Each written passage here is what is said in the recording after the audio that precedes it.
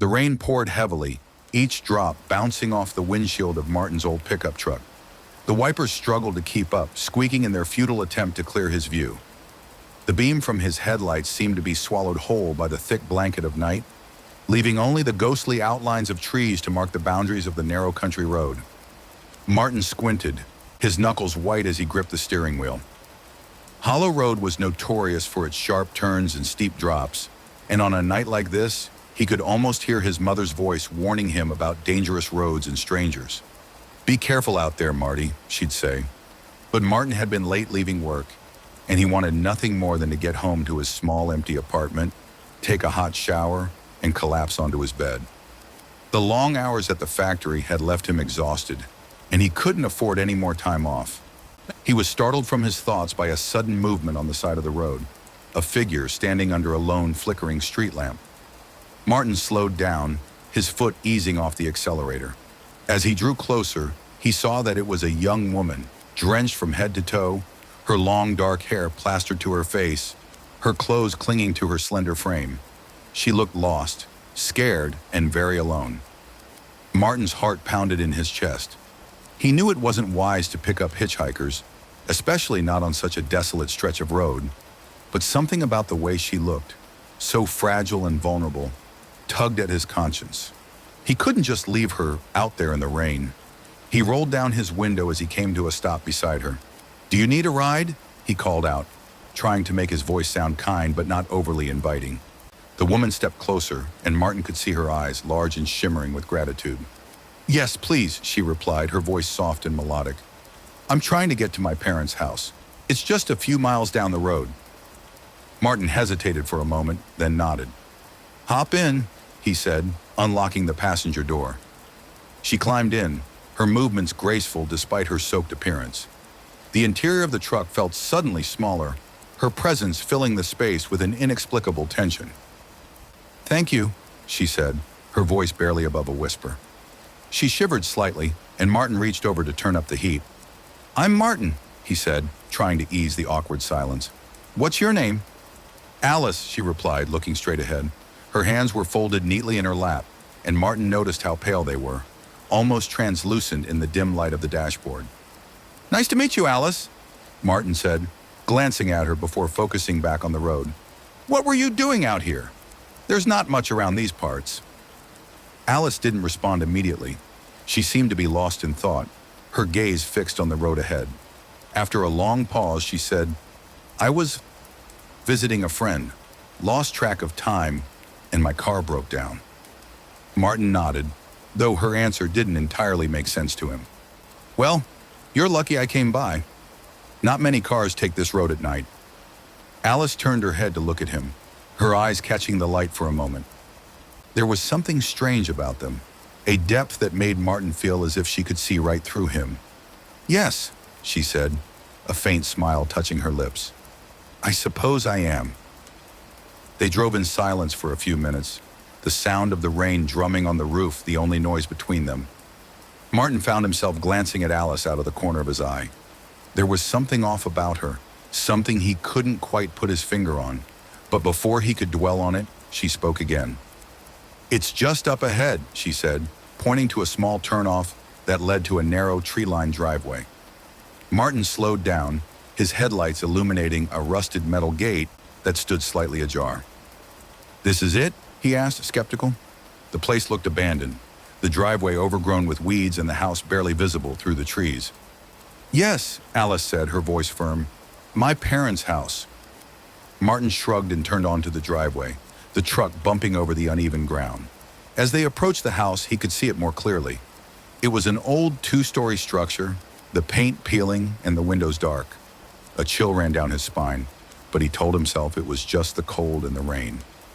He brought the truck to a stop in front of the house, the headlights casting long shadows across the porch. Alice turned to him, her face expressionless. "Thank you for the ride, Martin," she said, opening the door and stepping out into the rain. "No problem," Martin replied, watching as she walked towards the house. Something about her movements seemed almost ethereal, as if she was gliding rather than walking. He shook his head, dismissing the thought. It was just the darkness playing tricks on him. He was about to drive away when he noticed something lying on the seat where Alice had been sitting. It was a small, delicate locket, the gold chain tangled around it. Martin picked it up, feeling the cool metal against his skin. "Hey, wait!" he called out, opening his door and stepping into the rain. "You left this!" Alice didn't respond. She had already reached the front door, her hand on the doorknob. Martin hurried after her, the rain soaking through his clothes in seconds. He reached the porch just as she disappeared inside, the door closing with a soft click. Martin knocked on the door, the sound echoing through the empty night. "Alice?" he called out. "You left your locket in the car." There was no response. Martin knocked again, louder this time. After a moment, he heard footsteps approaching from inside, and the door creaked open. An elderly man stood in the doorway, his face lined with age, his eyes cloudy and tired. He looked at Martin with a mix of curiosity and caution. "Can I help you?" he asked, his voice rough. "Sorry to bother you," Martin said, holding up the locket. "I gave a young woman a ride, and she said this was her parents' house. She left this in my car." The old man's eyes widened, his face paling. "A young woman?" he repeated, his voice trembling. "Yes," Martin said, confused by the man's reaction. "She said her name was Alice. She came inside just a minute ago." The man stared at Martin for a long moment, his eyes searching his face as if trying to find some hint of a lie. Then, without a word, he stepped back and called out, "Margaret, come here quickly." A moment later, an elderly woman appeared beside him, her expression mirroring his. She looked at Martin, then at the locket in his hand, and her face crumpled. "No," she whispered, her voice breaking. "It can't be. It's not possible." "What's going on?" Martin asked, a sense of dread creeping over him. "I just gave her a ride. She asked to be dropped off here." The woman shook her head, tears streaming down her cheeks. "Alice, our daughter, she died in a car accident on this road, 5 years ago. You must be mistaken." Martin felt the blood drain from his face. "No," he said, shaking his head. "I'm not mistaken. I saw her. I spoke to her. She was real." The old man took a deep, shaky breath. "This isn't the first time," he said quietly. "Every year on the anniversary of her death, someone sees her. They find her on the side of the road, and she asks them to bring her home, and then she disappears." Martin stared at the old couple, his mind reeling. He turned to look at the house, but the windows were dark, the door firmly shut. There was no sign of Alice, no sign that she had ever been there. He felt a cold hand on his arm and turned to see the old woman looking at him, her eyes filled with sorrow. "Thank you," she said, her voice barely audible, "for bringing her home." Martin nodded, unable to find his voice. He handed her the locket, and she took it with trembling hands. The old man closed the door, and Martin was left standing on the porch, the rain falling around him. He walked back to his truck, his mind numb, his heart heavy. As he started the engine and pulled away from the house, he glanced in the rearview mirror. For a brief moment, he thought he saw Alice standing on the porch watching him leave. But when he blinked, she was gone. The next few days passed in a blur for Martin. He went through the motions at work, his mind constantly replaying the events of that night. He couldn't shake the feeling that he had been a part of something beyond his understanding, something that defied the boundaries of reality. He found himself driving down Hollow Road more often than he should, his eyes scanning the side of the road for any sign of Alice. But the road remained empty, the only sounds the rustling of leaves and the occasional distant rumble of thunder. One evening, about a week after the encounter, Martin found himself driving past the turnoff to Alice's house. He hesitated, then turned onto the narrow driveway. The house stood as silent and foreboding as it had that night, its windows dark, the porch empty. He parked the truck and stepped out, his footsteps crunching on the gravel. He walked up to the front door and knocked, the sound echoing through the stillness. After a moment, the door opened, and the old man stood before him, his expression one of surprise. "Martin," he said, his voice gruff, "what are you doing here?" "I needed to see you," Martin replied. "I can't stop thinking about what happened, about Alice." The old man sighed and stepped aside, gesturing for Martin to come in. The house was dimly lit, the air filled with the scent of old wood and something sweet, like flowers. Margaret was sitting in a chair by the fireplace, her knitting in her lap. She looked up as Martin entered, her eyes weary. "Hello, Martin," she said softly. "What brings you here?" I can't stop thinking about Alice," Martin said, feeling a lump form in his throat. "I don't understand what happened. How is it possible?" The old man closed the door and walked over to the fireplace, staring into the flickering flames. "We don't understand it either," he said, his voice low. "All we know is that she keeps coming back. Every year on the anniversary of her death, someone sees her. They bring her home, and then she disappears. It's like she's trapped, unable to move on." Martin felt a chill run down his spine. "But why? Why does she keep coming back?" Margaret's eyes filled with tears. "We don't know," she whispered. "We've tried everything. We've prayed, we've called priests, we've even tried to communicate with her. But nothing works. She just keeps coming back, looking for something. Maybe for us, maybe for closure. We don't know." Martin felt a wave of sympathy for the old couple, their pain evident in every word. "Is there anything I can do to help?" he asked, his voice sincere. The old man shook his head. "We've tried everything we can think of. All we can do is wait for the day when she finally finds peace." Martin nodded, his heart heavy. He stayed for a while longer, listening as the old couple shared memories of Alice, their voices filled with both love and sorrow. When he finally left, he felt a sense of sadness, but also a strange sense of connection. He had been a part of Alice's story, a story that defied explanation, a story that would stay with him forever. As he drove away from the house, the rain began to fall again, the droplets tapping against the windshield like tiny fingers. Martin glanced in the rearview mirror, half expecting to see Alice standing on the porch. But there was nothing, only the dark outline of the house against the stormy sky. He turned his attention back to the road, his thoughts a tangled web of emotions. He didn't know if he believed in ghosts or the afterlife, but he knew one thing for certain. Some mysteries were beyond human understanding, and sometimes the only thing to do was to accept them and move on. But even as he told himself this, he couldn't shake the feeling that this wasn't the end, that somewhere out there on the dark, lonely roads, Alice was still waiting for someone to bring her home. Months passed, and the memory of that eerie night began to fade, replaced by the mundane rhythm of Martin's daily life. He still thought about Alice from time to time, especially when driving alone at night. But as time went on, the vividness of that encounter dulled, becoming more like a strange, half-remembered dream.